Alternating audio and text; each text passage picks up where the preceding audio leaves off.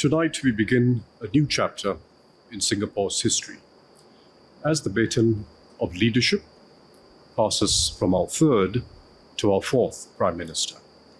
I speak for all Singaporeans in thanking Mr. Lee Hsien Loong for a life dedicated to the service of our country and his exceptional leadership as Prime Minister over the last 20 years. In 2004, when Mr. Lee was sworn in, he promised to be a Prime Minister for all Singaporeans and to leave no one behind. He delivered on this promise. Today, Singapore has a transformed economy with good jobs in every sector and substantially higher real incomes across the workforce. We have a more inclusive society, from assuring every child a good start in life to affording our seniors greater peace of mind.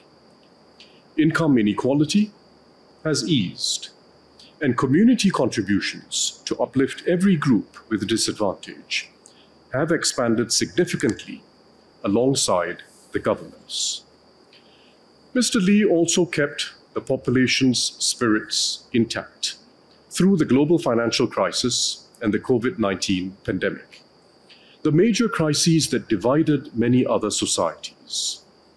And he steered us through contentious issues like the repeal of Section 377A, strengthening understanding and acceptance of each other, and preserving cohesion.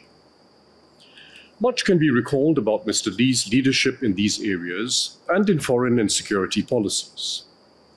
But it is above all the norms and standards that Mr. Lee upheld and reinforced, the intangibles of political leadership that define his most important legacy. His selflessness and personal integrity, and the expectations of high standards of conduct that he set for those in political office. His making time to listen to people from all walks of life and different points of view in making decisions that are fair and in the best interest of Singaporeans. His resolve in tackling difficult issues early, never leaving them to future leaders to resolve, even if it means paying an immediate political price. Government policies will be reviewed from time to time, improved, and even revised fundamentally as circumstances change. But while governments can reverse policies, there is no reversing when standards slide, as unfortunately illustrated by many other countries. Public distrust grows. Political leaders respond by avoiding essential decisions for their country's future. Those who enter politics lack conviction, and the downward spiral continues. We must never let slide the expectations of integrity, incorruptibility, and conduct that Mr. Lee and his predecessors established. As Prime Minister, leadership succession has been at the top of Mr. Lee's mind. In his own words, his service as Prime Minister is now made complete with the appointment of Mr. Lawrence Wong as his successor. This is once again a smooth and orderly transition in political leadership in Singapore, and only the third in our 6-decade history. No lengthy defense is needed for this because it has worked well for Singapore. It has preserved political stability and allowed government to plan for the long term, while enabling a new team to adjust policies to fit the changing times. Mr. Lawrence Wong takes over as Prime Minister in a period of growing global fractiousness and big power contestation, and a weakening international order. Mr. Wong and his team, comprising both experienced hands and 4G ministers who have had several years of engagement with their international counterparts, are well placed to secure our national interests amid these unpredictable geopolitical currents, and to help advance ASEAN unity. Domestically, Mr. Wong and his 4G team are determined to refresh our social compact. They have laid out their Forward SG roadmap for a more inclusive, resilient, and united Singapore. They will have to find creative ways to deepen our connections as fellow Singaporeans, as our society continues to evolve and people have more diverse views and interests.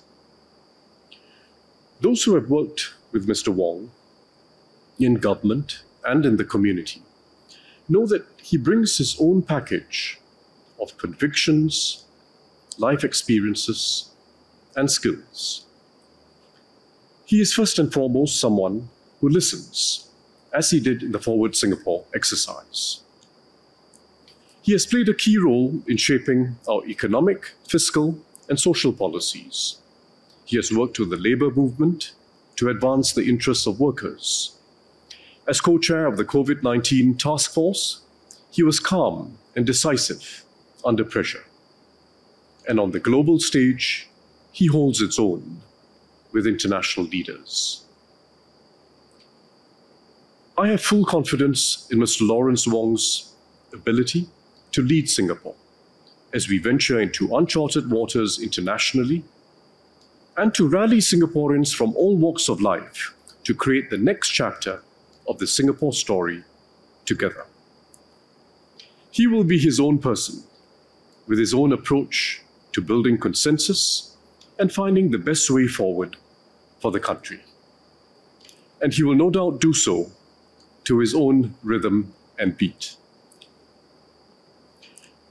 As President, I'm committed to working with the Prime Minister and his government. Mr. Lee and I embarked on a constructive and harmonious relationship since I took office as President 8 months ago. We met regularly and had candid private discussions on key developments, plans, and the international challenges Singapore faces. We have had a shared understanding of our respective roles and responsibilities in Singapore's system of governance. I look forward to maintaining this close and productive relationship with Mr. Wong.